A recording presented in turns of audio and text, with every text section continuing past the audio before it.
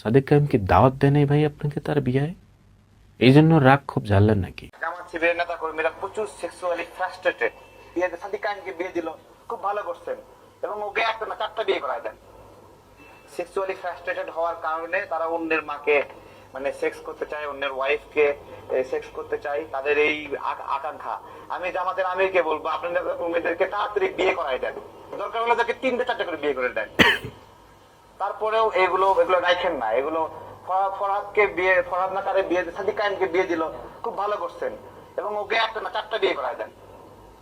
জামাত শিবিরের নেতা কর্মীরা প্রচুর সেক্সুয়াল মানে আমি এখন রাত একদম 1:25 বাজে, এরকম কন্টেন্ট আমি বানাবো এটা কখনো ভাবিও নাই, এবং এত মধ্যরাতে আমি জাস্ট ফেসবুকে স্ক্রলিং করতে গিয়ে ভিডিওটা সামনে আসলো এবং মানে চুপ থাকতে পারলাম না। বিষয়টা এরকম হয়ে গেল যে তারেক ভাই তো একটা দলের প্রধান, সেই দলের গ্রহণযোগ্যতা থাকুক বা না থাকুক, নিবন্ধিত একটা দল, নিবন্ধন পাওয়ার জন্য তিনি অনশন করেছেন, কষ্ট করেছেন, ত্যাগতিতিক্ষা করেছেন। মানে জামাত শিবিরের লোক, ছেলেরা, মানে কর্মীরা বা লোকজন, তারা অন্যের বউর সাথে সেক্স করতে চায়, অন্যের বোনের সাথে সেক্স করতে চায়। একটা দলের প্রধান, একটা মানুষ এইভাবে কথা বলতে পারে? আবার একটা অনুষ্ঠানে আসি, এরপর আর একটু ডিটেলসে কথা বলবো। জামাত শিবিরের নেতা কর্মীরা প্রচুর সেক্সুয়ালি ফ্রাস্ট্রেটেড। সাদিক কায়েমকে বিয়ে দিল, খুব ভালো করছেন, এবং ওকে একটা না 4টা বিয়ে করায় দেন। সেক্সুয়ালি ফ্রাস্ট্রেটেড হওয়ার কারণে তারা অন্যের মাকে মানে সেক্স করতে চায়, অন্যের ওয়াইফকে সেক্স করতে চায়, তাদের এই আকাঙ্ক্ষা। আমি জামাতের আমিরকে বলবো, আপনাদের কর্মীদেরকে তাড়াতাড়ি বিয়ে করায় দেন, দরকার হলে তাকে 3টে 4টে করে বিয়ে করে দেন। এখন মানে আমরা এভাবে বলতে পারি যে না, জামাতের পক্ষ নেওয়া, শিবিরের পক্ষ নেওয়ার দরকার নেই। যে উনি যেভাবে তারেক ভাই বললো যে অন্যের মায়ের সাথে বোনের সাথে সেক্স করতে চায় বা তাদের আকাঙ্ক্ষা, তো অনেকভাবে বলা যায় যে আপনার মায়ের সাথে বা বোনের সাথে কি তারা সেক্স করতে গিয়ে ধরা খাইছিল কি না, এইভাবে আমরা কথা বলবো না। আমি একটু পিছনে যাব, সেটা হচ্ছে যে 2018-19 সালের দিকে, আমি তো অন ক্যামেরা অফ ক্যামেরা সব জায়গায় বলে আসছি যে 18-19 সালের দিকগুলোতে নূর ভাইরা যখন কোটা সংস্কার আন্দোলন করে, তখন আমি টিএসসিতে যাইতাম। আমি আমার একটা ক্যামেরা ছিল, সেই ক্যামেরা নিয়ে আমি যাইতাম, আমি তাদের ভিডিও করতাম, ছবি তুলতাম। ওই 18-19 সালে হাসিনের এগেনিস্টে কথা বলা ভিডিও, এটা কোনো মিডিয়া চ্যানেলে বা ফেসবুকে আপলোড, মিডিয়া চ্যানেলগুলো, নিউজ পোর্টালগুলো করতো না, একটু একটু কাটছাট করতো বা একটা ব্যাপার ছিল। তো সেই জায়গা থেকে আমি ওই সময় থেকেই টিএসসিতে চাইতাম। তো ওই সময় নূর ভাই কথাগুলো বলতো, তো আমি ভিডিও করে দিতাম, ছবি তুলতাম, এবং হচ্ছে যে মশিউর ভাই, যে তার ইউটিউব চ্যানেলে আমি আপলোড করে দিতাম। আমি নিজে, আমার একটা চ্যানেল ছিল, সেই সময় ভিডিও আপলোড করতাম। সেই সময় আমার চ্যানেলটা ওই স্বৈরাচারের অ্যাগেনিস্টে কথা বলার জন্য, নূর ভাইয়ের যে বক্তব্যগুলো, স্পিচগুলো বা অন্যান্যদের, সেই জন্য আমার চ্যানেলও সাসপেন্ড হয়ে যায় জীবনের জন্য। তো ওই সময়টায় আমি দেখেছি যে এই তারেক ভাই, তিনি নূর ভাইদের সাথে ছিল, আন্দোলন সংগ্রাম, মিছিল, মিটিং, তারেক ভাইকে সেই সময়ই দেখছি। তো সেই সময় তারেক ভাইয়ের সাথে কথাবার্তা হইতো, দেখা সাক্ষাৎ হইতো, যেহেতু আমি নিয়মিত যাইতাম।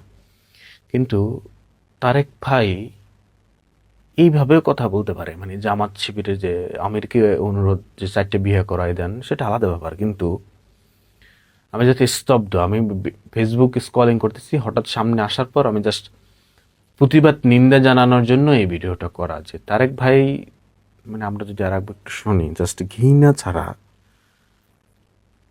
তারপরেও এগুলো রাখেন না। এগুলো জামাত শিবিরের নেতা কর্মীরা প্রচুর সেক্সুয়ালি ফ্রাস্ট্রেটেড। সাদিক কায়েমকে বিয়ে দিল, খুব ভালো করছেন, এবং ওকে একটা না 4টা বিয়ে করায় দেন। সেক্সুয়ালি ফ্রাস্ট্রেটেড হওয়ার কারণে তারা অন্যের মাকে মানে সেক্স করতে চায়, অন্যের ওয়াইফকে সেক্স করতে চায়, তাদের এই আকাঙ্ক্ষা। আমি জামাতের আমিরকে বলবো, আপনাদের কর্মীদেরকে তাড়াতাড়ি বিয়ে করায় দেন, দরকার হলে অন্যের মায়ের সাথে সেক্স করতেছে, অন্যের বোনের সাথে সেক্স করতেছে। এখন যদি জামাত বা শিবিরের লোকজন আপনার কাছে আসে, এসে যদি প্রমাণ চায়, বা যে যদি প্রশ্ন করে যে আপনার মাকে বা আপনার বোনকে তারা সেক্স করতে চেয়েছিল কিনা, আপনার মা স্টেটমেন্ট দিতে পারবে কিনা, যেহেতু মায়ের কথা চলে আসলো, বোনের কথা চলে আসলো।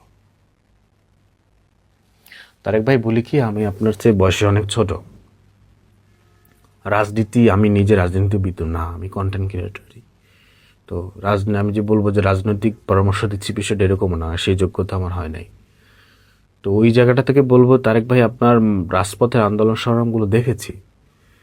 তো এইভাবে আপনি একটা দলের প্রধান, বা আপনি একজন অ্যাক্টিভিটিস বলেন বা যাই হোক, আপনি একজন বিজনেসম্যান বা যাই হোক,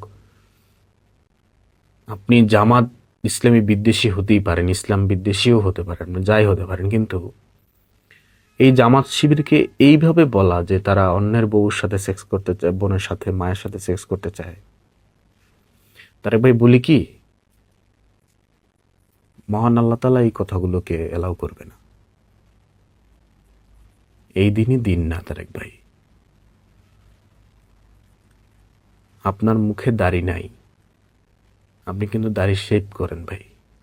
না, আমিও দাড়ি কাটছাট করি, মানে আমি কথা বলার জন্য যেটা বোঝানোর চেষ্টা, যে আপনি জামাত শিবিরের লোকজনের কথা বলেন, বা সাদেক কাইমের কথা বলেন, বা জামাতের আমিরের কথা বললেন, বেচারারা যাই দেখেন কিন্তু নিয়মিত 5 ওয়াক্ত নামাজ পড়ে, মুখে দাড়ি আছে। কি থেকে কি বলতে চাচ্ছি আমি জানি না, আমি জাস্ট আপনার মুখের এই ভয়েসটা শুনে মানে কিভাবে প্রতিবাদ জানাবো, কিভাবে নিন্দা জানাবো, সেই ভাষা এখন হারিয়ে ফেলছি। যে একটা মানুষ কিভাবে একটা দলের প্রধান, সেই দলের গ্রহণযোগ্য থাকুক বা না থাকুক, সে এসে সাদিক কাইমকে দাওয়াত দেয় নাই ভাই আপনাকে তার বিয়ায়, এই জন্য রাগ খুব জ্বাললেন নাকি? আল্লাহ হেদায়েত দিক, আল্লাহ মাফ করুন।